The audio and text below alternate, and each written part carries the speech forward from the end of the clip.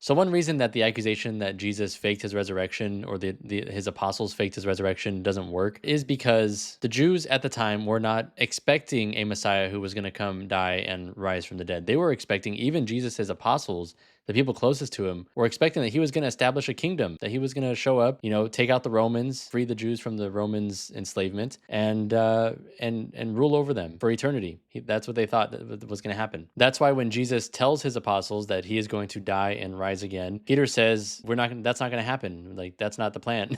And Jesus has to tell him, "Get behind me, Satan. You think like men, not like God." And that's why even the apostles after Jesus' death were hiding. They didn't. If they believed this guy's going to rise from the dead, they'd be over there waiting at his grave, like, "All right, let's wait for him to come out, and then he'll avenge himself, or he'll show that what he was saying was true." But no, they didn't. Didn't believe that. They were like, "Oh, I guess we've just followed another failed prophet. Let's go hide because we're going to die next if we're caught by the Jews and the Romans." So for the apostles to fake this resurrection wouldn't make a whole lot of sense. They would be faking something that they didn't expect to happen while they're hiding for fear of being killed themselves. That doesn't really make sense. And Jesus, after having been crucified, stabbed in the side, and blood and water come out, which is a clear sign that this guy is dead, it doesn't really seem logical to think that he would be able to just come out of his grave or elaborately plan to fake his own resurrection. And also, if Jesus managed to get out of his grave, being in the state that he was in, if he happened to live through the crucifixion, which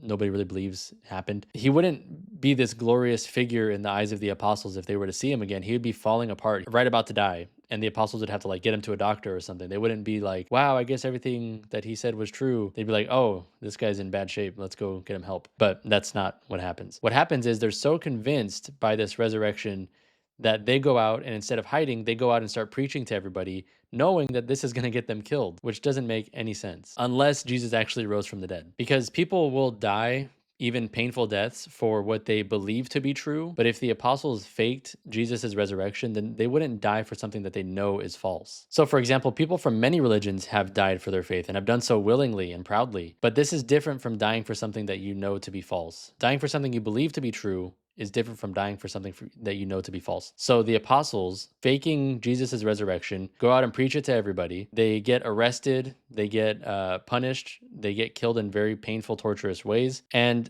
instead of saying, "No, no, no, okay, I renounce, I take it all back, it was all a lie," which they could have done, they just say, "Yeah, you got to kill me. Go for it. I believe this is true. I'm going to keep saying that it's true, and I'm going to keep spreading this word until you kill me. So you just might as well kill me." Now, I understand doing that, maybe if you're thousands of years removed from a miracle in a religion and you believe that that miracle happened, and now you're 2,000 years later and you're willing to die for that belief. But if you were there at the time that it happened, supposedly happened, and you were part of faking it, would you die for that? Probably not. Probably not. So yeah, if there's nothing to gain from faking Jesus' resurrection and there's everything to lose from claiming that he actually rose from the dead, then it doesn't strike me as reasonable to think that these guys all just made this up and then went to a painful death, lost everything they had in the meantime. Probably they lost their social status. They had to lose probably a lot of friends, maybe even distant family that wouldn't talk to them anymore because of this. There was no money to be gained. There was really nothing to be gained by doing this, unless it's actually true. Then it makes sense why they would do it. And this kind of leads into later claims by Mr. Reed in this movie. So he says that religion is all about control. It's just a system that was created to control people. Again, if you're these original apostles and you're going to lose all of your social standing by claiming Jesus rose from the dead, and you're going to be killed a painful death for it, not a whole lot of control you're gaining from starting this new religion, is there? And it would also be strange for them to include passages in their scriptures where Jesus actually tells them, "Whoever wants to be the highest among you must be the servant of all." So if you want to be in the highest position, you have to be the slave of your brothers, of the other Christians that you're here with. If the apostles were just out for control, they probably would have just left that out. I mean, that doesn't really seem like they're going to get a whole lot of power from that. It seems like they're going to be expected to serve people and be the slaves of other Christians. Nah, that doesn't make sense.